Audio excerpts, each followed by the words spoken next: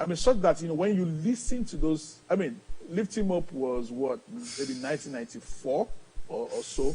Now, 1994 to date is what, 25 years, or no, what am I saying, 26 years. Now, you listen, you go back and listen to that music. You can't push it aside. Now, it's because some people determine that we're going to up the game here, and we're going to put our best.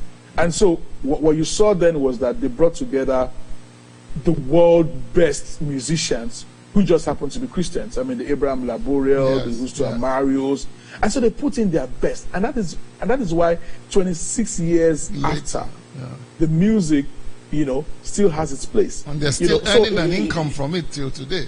Yeah, exactly. So, it's about asking yourself, how can I deliver the best now? Now, in 26 years, it may not trend, but the truth of the matter is that it will still have its place. Yes, it will still be relevant. It will still be relevant. So that, and I think that's something that we all just need to imbibe. How can I mean, let me give you an example. There was Deomo very well. Yes, Singapore. Yeah. Deomo, yeah. So I remember we're doing I did this music where we got together artists to sing, hold to his hand, just to encourage people during this pandemic. And it was something that it was zero budget, because I didn't have any money to give anybody. It wasn't something I wanted to do, but a pastor just inspired me. He said, "Oh, why don't we do this?" So I got all the artists, to sing and all of that. I did the video myself. Yes, I cut the video. Yeah. Now by the time I finished, I sent to Deomo, "Okay, can you have a look at it?" He said, "Oh yeah, this is good, but why don't you still do it?" Now, it cost me a whole day to do that video. So he said, "Why don't you do it this way?" Then he said to me, "Okay, why don't you send it to me? Let me do it." Now, but I know Deomo is somebody that is extremely busy. I didn't want to burden him, so I took it on and I said, "Okay, let me fix this in." I ended up doing it. Now, what I've learned, nobody can take it away from me. nobody can take it away from me. So, and that just taught me that, look, you need to keep putting your best foot forward all the time. All the time. But again, when we talk like this, there's always this notion that people have that we're talking about Christianity, or we're talking about Christian music, or we're talking about something we're doing for the faith. Yeah. This is more than just church, isn't it? Oh yeah. Mm-hmm. Yes. It's more than church. It's more than church. More than church. Yeah. I'll talk to you about that. I'll give you a simple example. It's more than church, because I often tell people that a lot of people are always seeking for breakthroughs. God, do this for me, do this for that. Now, a lot of times I think those prayers give God a serious headache, and this is why. I often give this example. If you 5 years ago you installed DSTV in your house, and somebody says, I want to install DSTV, do you know anyone? Now, if the guy that installed that cable in your house didn't do a good job, yes. If somebody mentioned his name, you are just going to hiss. You're just going to go, Now, it doesn't matter how many prayers that guy prays. Yes. It doesn't matter how many Holy Ghost nights he goes and he rolls on the floor. He's doomed, because he has just that word of mouth has wrecked him. So Joseph, Daniel, all of these guys got to where they were by word of mouth, by recommendation. David, by recommendation. And that recommendation comes on account of how you put your best foot forward. Yes. In interpreting the how dreams. You're good. In interpreting the how dreams. Yeah. Exactly. How you're good and diligent at what you do. I'm telling you, if people understand this, half of their prayer points will be removed. I'm telling you, if people understand this, because you will not be able to cope with referrals. If people just understand this, we will give God less headache. Before I go to ask you what opportunities you see for all of us, I want to say something I heard from Sam Madojemu yesterday, which was very beautifully put. He said, Apostle Paul's, whose letters were all running after. I mean, if I had an opportunity to take a selfie with Apostle Paul, I'll take it right now and put it on my Facebook page. But he was simply saying that if you actually look at the circumstances, Paul was actually just writing a letter to the church under him. Absolutely. He wasn't writing 2/3 of the New Testament. He wasn't trying to be the most popular apostle ever. Absolutely. He was just actually just looking after a congregation that God had given to him. And he was actually writing a letter to them to help their situation and their circumstances. And then God takes that and puts it in the Bible. Absolutely. So yeah, absolutely. Yeah. So true. We are still waiting for that ultimate platform where, if they invite me maybe to Holy Ghost service to preach, then you're going to see that I can preach. Or if they invite me to the platform to come and say something, or a seminar, or you know, we don't think about that simple memo we do in our offices or where we are. Okay. Yeah. So, I mean, would you talk about that a little bit? Because I feel that's something we need to emphasize a little bit more. I will. I mean, I'm going to use an example. And that example was shared by the Vice President, Professor Shibajo. I don't know whether you ever heard it. He shares the example of two gentlemen who worked with him while he was a professor in the University of Lagos. Now, one was a Christian, as a matter of fact, a pastor. And this guy, once it's 4 o'clock, he will say, sir, I need to close. I'm going to church, you know, and the guy will carry his Bible and close. I mean, that's legal. There's nothing wrong with that. Nothing. Meanwhile, there's this other guy who was another secretary who would walk. He wouldn't close until Prof closes and would stay. And he lived far away. Now, one day, Prof worked for Justice Ajibola, who ended up being a justice of the World Court in The Hague. Okay. And the Justice Ajibola now calls Prof and says, "Do you happen to know anybody who can act as a private secretary who is dedicated?" Of course, guess who he recommended? He recommended the guy who would stay. Yes. After office hours. Yes, absolutely. Not the pastor who carries his Bible and goes off at 4 o'clock. This guy ended up moving to The Hague, working with Justice Ajibola. Ended up moving to America. In fact, Prof told us when he came to church that time. This guy actually sent him a brand new car. Yes, America. I think I heard, you know.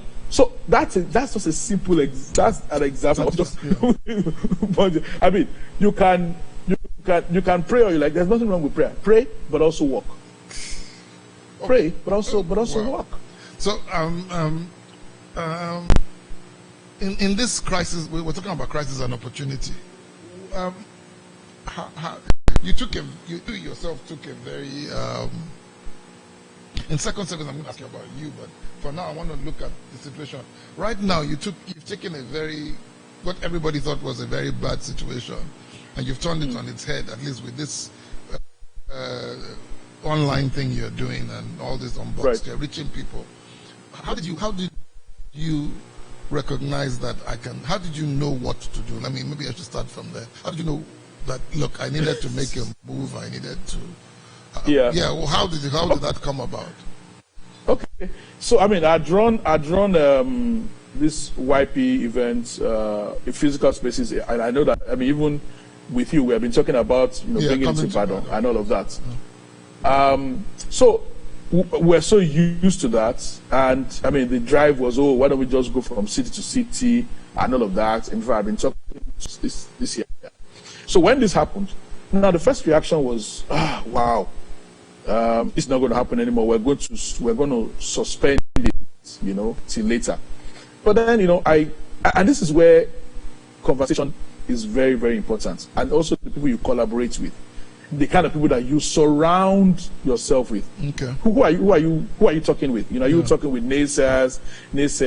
I mean, so I got into a discussion with Delmo, and we talked, and here's something I want to say. Now, you are there today. You are much older than I am. I mean, you're right. Delmo is much younger than I am. A lot of people don't get on in life because of how they get strung up on traditional things. Oh, I can't be talking to a younger, I can't be talking to a younger person, you know. Demo is, I would say, is much younger than me. But I know one thing. This guy has more ideas than me. Okay. So I'm going to humble. I'm going to humble myself. I'm going to shut up, and I'm going to listen. Wow. And you know, we spoke and we saw the opportunities. And actually, now let me tell you something. I can never have any meeting in the physical space anymore. It's not possible. It's not possible. I mean, so we saw the opportunity there, and in fact, what a lot of people don't understand is that whilst I was also delivering a service and blessing people with all the updates, available meetings that we're doing, we were actually testing stuff. Yeah. Right? We were running things on Zoom. We're doing breakout sessions. Okay, we did work best on Zoom. Will it work best on Google Meet? So that's how we came to a conclusion and realized that, okay, we won't use Zoom for large breakout meetings. Yes. Now, we had 40 breakout meetings yesterday and 40? the Saturday before. Oh my God. Yeah, 40. Yes. Simultaneously. What did and you they worked use? effectively. You use Google. And they worked Zoom for plenary, and then Google Meet. So all of those things were tested, you know. So it's all about anybody who's doing me and my own setup is only me. I don't think anybody's going to go for this. You need to collaborate. Yes. You need to talk to people. You know, you need to listen to people. You know, and that's how we started that opportunity, and there are many more opportunities that are there. You know, but like you said at the beginning, you must have been doing something also earlier before you now see how can I adapt. Move it, yes. Your mind, our minds have to be open to possibilities, because if we are praying that, you see, one of the things I realized in life is that there's some doors that close. There's no amount of prayer that will cause those doors to be opened again. That's one of the things I realized in my life. If somebody who has been a messenger many years ago, there's no amount of prayer that's going to pray to God that God help me restore the job of messenger. The laptop has taken his job. Emails have taken his job. You know, so that's what I have to say about that. Okay, but not only did you pivot now, you had pivoted even as I'd actually say you're famous globally. People know you. People know your music. All over the world, but you still made that transition from music to social entrepreneur to your creativity. Now you're actually mentoring actually you're not. You're making other people mentor. Mentor. You're making other people mentor them on your behalf. Absolutely. So, yeah. And because one of the things that I have is that a lot of us who are in ministry and are thinking about coming to ministry are pigeonholed to our own disadvantage. And we almost can't see it. I've seen bank managers retire, say they're going into full-time ministry. I've seen very gifted people saying, and when I say to them, you're making a mistake, they look at me as if I'm the devil himself. You know? I know. I know. So how did that come about? How did you know not to fall into that trap? I'll answer. One day we were in church. It was during Christmas period, and so there's this song that we typically sing in church. In churches, bread of heaven, send down from heaven. Now, there's a part in the song that says, "Many things you were on earth." Okay. And as we sang that song, I just stopped, and I felt myself being asked the question: how many things are you on earth? Yes, sir. How many things are you on earth? You know, a lot of people are just... So that's why I don't believe in all that master of... jack of many trades, master of... I don't believe in it. You can be jack of many trades and master of all of them, yeah. It's not in the Bible. Yeah, anyway, it's not in the Bible. I mean, you need... In this dispensation, you will realize the benefits of being multi-skilled. In this dispensation, you will realize... I mean, I do all my videos myself. I do all my recordings myself. I cut all my videos myself. I'm not giving any dime to anybody for something I can do. You understand? So, hey, that's it. People need to become multi-skilled. Because, look, one technology can wipe away your job. One technology. Yeah, that's true. Overnight. Can wipe away your job. I mean, I always tell people when I was preaching, look at the banking industry. I mean, I tell people, all those tellers handing you money. Even Pastor, let me close with this. Pastor Francis, take people who in customer service. Let me use DSTV without giving them advertising. I tell people, I said, those guys in DSTV are indirectly prophesying over their lives that they don't have a job. Because they will tell you, if you call them and say, oh, I have this problem, I have this E16 error, they will tell you, do you know that if you actually press this code, it will clear. It will clear. Indirectly, you are saying, look, I don't have a job. Don't call me anymore. Don't call me anymore. You know, and that's it. And people need to realize that when a bank employs people, they are there for profit. And that is why they will tell you, go to the ATM if you are going to collect 100,000 or less. Because they know that the ATM is not going to, they are not going to form a union and that's exactly. You know, so people need to realize that. People need to start asking themselves, this job that I'm doing, can a machine do it? Yeah. But if a machine can do it, let me even give you an example. Canva, that's exactly. It has completely put graphic artists out of business. Everybody's doing their own graphics right now. Pastor Francis, there's another one. I mean, you know that I'm into graphics. Yes. And so one of the things I mean, I can confess that I've been lazy at for years. I don't know how to use Adobe Photoshop. Yeah, and CorelDRAW. I've just been stuck with CorelDRAW. So if, for instance, I take a photograph of you sitting down in this set, and I wanted the background removed, sometimes I would send it to my daughter. Oh, 5 of them, I just bully her. Let me remove this background. Now, there is a website. It's called remove.bg. You put the photograph there, one click, the background is out. The background is out. So imagine somebody who prides himself, oh, that's what I do. Yeah. You don't have a job anymore. Business, yeah. It's gone. Oh my God. So okay, I don't want to discourage people, and I'm going to allow people to ask questions in a few minutes. I don't want to discourage people. So let's say you didn't take advantage of this. Let's say you're not multi-talented. Let's say you're not. What do you do now? Do you just go to church and pray, or do you sit? What would you advise us to do? I mean, of course, pray. But the question is, what kind of prayer are you praying? You can pray, God help me. I think, I've always said it, I think one of the most important prayers in the Bible is, God, open my eyes. Help me to see. I think sometimes our prayers, a lot of our prayers that we pray in this part of the world is seriously flawed.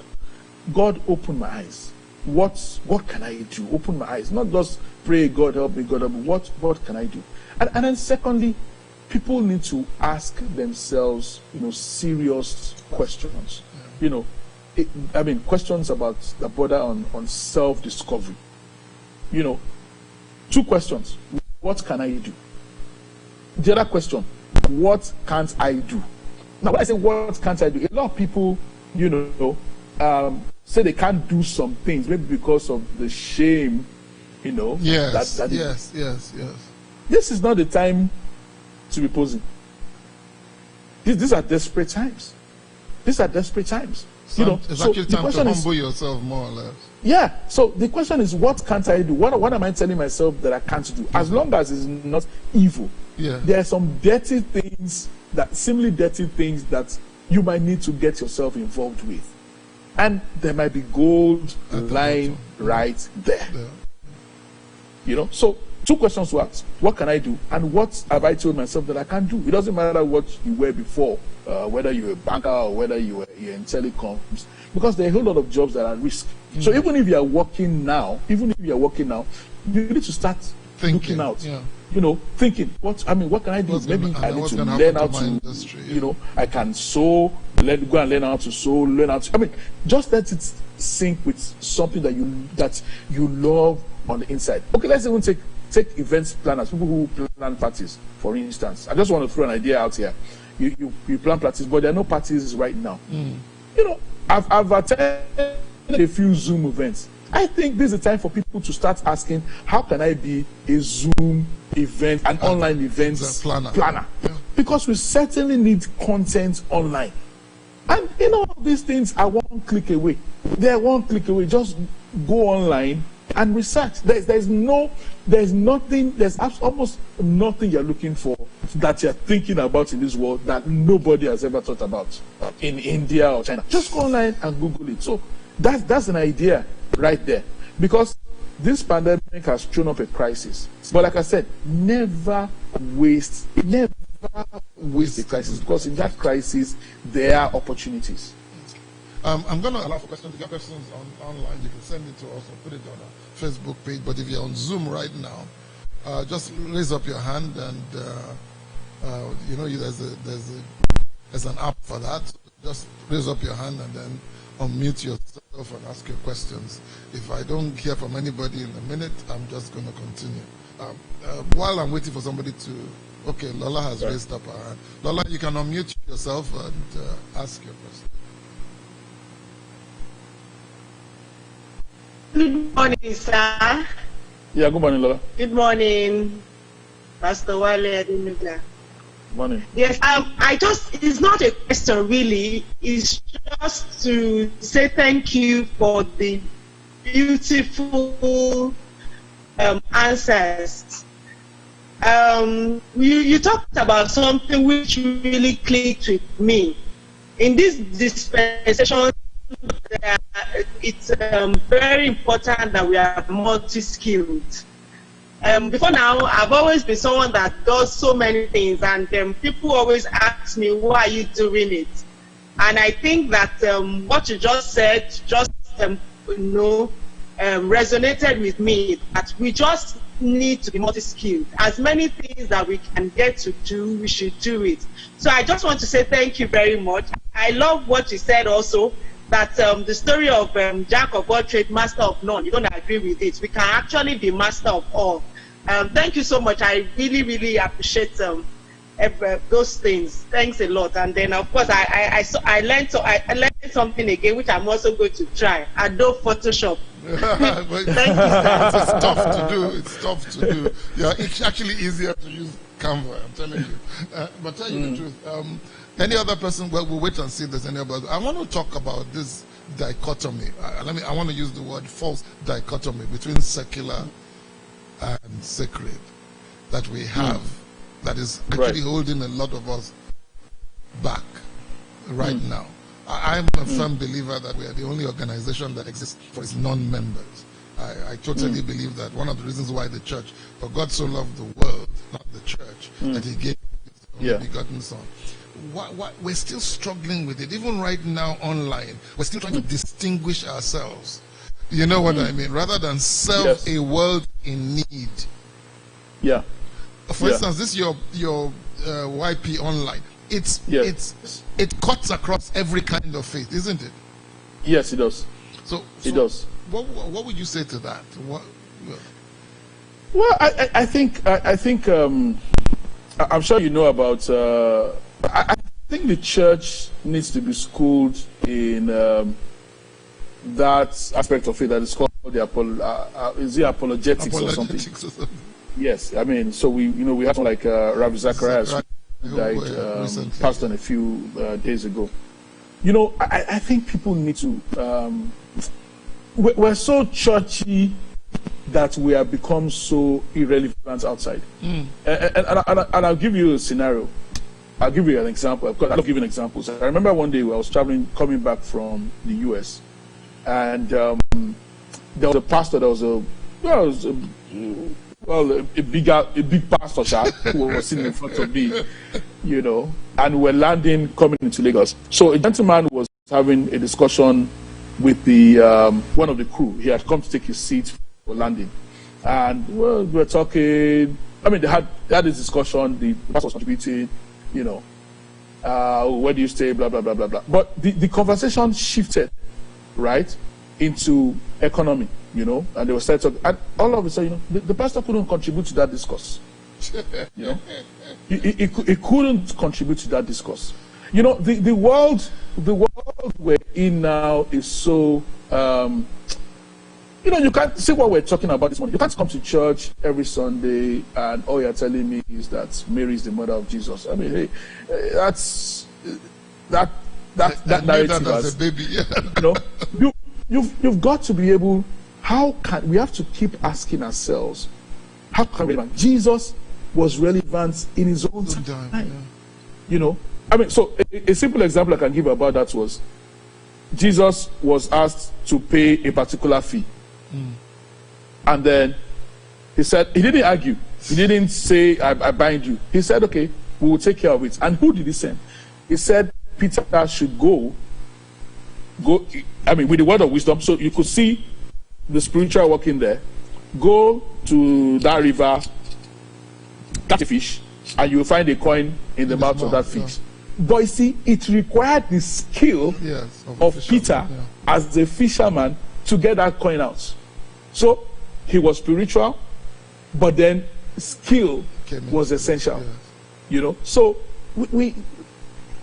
there has to be that interplay where we're able to understand we're in this world, right? We understand we're not of this world, but it doesn't mean we should not understand. The best way I heard it said was Pastor Sholadeso. He said, we're in the world. It is contact without contamination.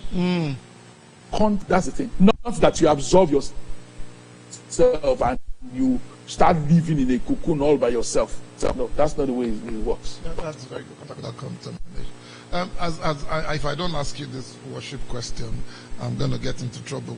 People who will say, well, we know he's a social entrepreneur, but he's also a worship leader. So let's go a little bit further on this. I've always believed in a lifestyle of worship. I think a lot of people have thought worship is singing songs. Now we've not been able to come together and sing for the last 2 months or 2.5 months. Yes. And yet heaven is still going on. God is still God. Things are going on. Can you help us? Because like this morning I started off this service with you. I didn't do praise and worship. So what are we going to do? How do we explain this to this generation about other aspects of worship? That you are the one who told us the story about. I'm coming back to the heart of worship when you came back. Heart of worship, yes. Yeah. Yes. Could you help us